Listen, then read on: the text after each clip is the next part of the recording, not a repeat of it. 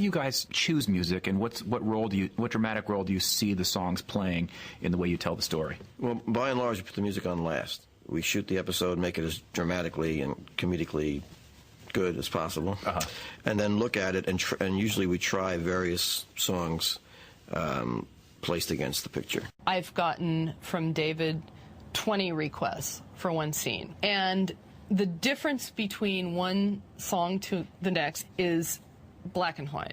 You can do something that obviously complements the scene and is very much in sync with what you're describing emotionally. Sometimes it goes completely against it. David is like a jukebox. He'll pull some obscure, song from doo-wop song from 1956 or something, and he'll remember like the lyric in the fourth verse of the doo-wop song before the chorus, or how often the chorus was repeated, or if there was an instrumental bridge. So do you have someone who brings you sort of 10 songs for this scene, and you pick one? No, there are songs that I've either thought about or I've always wanted to use, or I'm always listening for. I mean, Scorsese first did it in Mean Streets, and Kubrick has done it also. They don't use score; they use, I guess it's recorded music. I mean, I remember Mean Streets just blew my mind because of the way that was used. And that was a signal event in my life. And so when this show came about, all I knew was I didn't want to have a score. He didn't want to hire a composer because he didn't want to tell the audience how to feel. We've established kind of a working environment in which try anything. And some of those moments I think we've had very great success with. When you say what will work, why does a song work with that picture? You just really don't know. There's some kind of the two things come together and there's this electric charge. The A3 song, I mean, had you heard that song before? I heard that on the radio. And it just struck you this could work. I heard that on the radio about maybe 6 months before we were going to do that. It's just I remembered the song. I liked it. It's got this great beat, and it's got that Howlin' Wolf sample and all that stuff in it. And then we put it up against the picture, and it was just like, oh my God, like your mama told you to be the chosen one, your father never taught you about right and wrong. Right. This is perfect. It's very powerful stuff. With Jimmy with the cigar and then driving the car through Jersey and the hairy arms, and when that song was going on, some women said that it's very macho, very physical, very sexual kind of a thing. I guess she fell in love with him, When I first heard it, I thought, this is too close. It's too obvious. Got myself a gun.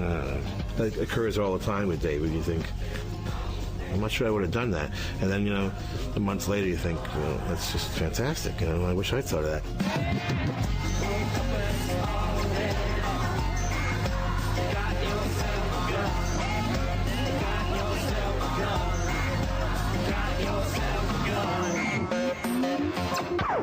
At first, I wanted to do a different song every week, and HBO wisely said, no. People want it when they're in the next room and they hear that song and they know the show's on. Like the Brady Bunch, right? Like the Brady Bunch, exactly, exactly the Brady. Are the songs you play, are they supposed to sort of be in the world of the characters, or it's sort of a separate reality coming into? Both. I mean, because we use songs that you would never have nothing to do with their world. I remember when we first got started, after we did the pilot, I was talking to Stevie Van Zandt, and I was sort of breaking his balls a little bit. I said, well, I want to use music, a lot of the music that would be that Tony and Carmela would have listened to in high school. I said, I want to use this, like Loverboy. Remember that band? They went, oh my God, oh no. Well, that's a discussion we have a lot, and it's a tough one because.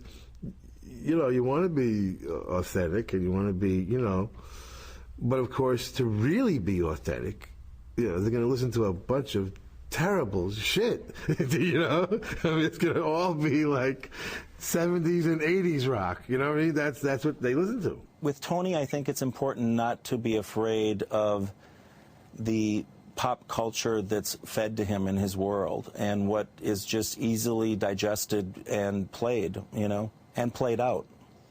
I'm always like, well, can we at least find something kind of cool from that era, which takes a bit of work to find something. But if you find something that's like too cool, then it no longer works in the scene. You know what I mean? Now it doesn't fit. So it's tricky business. Oh, there he is. Also, you have, Stevie Van Zandt. Stevie Van Zandt. There's a song he does called Inside of Me, which is one of my favorite songs, which we have used. That song, which I heard in like 1981, after he'd left Springsteen, he had formed this band, the Disciples of Soul, Little Steven and the Disciples of Soul. And I said, someday I'm going to write a TV pilot, a TV show, the theme song of which is going to be that song. But the thing that's interesting to me about it is I said that long before I knew Steven Van Zandt, and yet there he is in the show. How did that come about with him being on the show? I used to listen to those albums with headphones on, and also I'd look at this Italian guy, and I used to think, look at that face, at that, you know, sort of intense thing. Then we're casting the show, and I saw him on, inducting the Rascals into the Rock and Roll Hall of Fame, and he did the induction, and he had a great presence about him. And I said, that guy's got to be in the show. I was very surprised. It wasn't just lip service, like, you know, I'm a fan of yours, but really I'm a fan of Bruce's, which is, you know, understandably what I get 100% of the time. You know, it's not even 99% of the time. It's 100% of the time, you know. Where the fuck you been? You're late. Highway was jammed with broken heroes on a last chance power drive. He's really been an inspiration. I can't imagine the show without him. Wow. Well, he's got an encyclopedic knowledge of music, too. He's amazing. Yeah. He's amazing. From his Underground Garage, we've used a couple of songs that he's reminded me of or we've talked about. This is a very pretty song. It's Nils Lofgren's song called Black Books. This is an example of music that was not in my framework. I didn't know this music, and then we met him through Stevie, and he gave us this great CD, and on there was this song, and it just worked really perfectly for this. But this was not something I knew since I was a kid or anything like that. It just came to us as like a gift, and it was great. Said they weren't meant to last.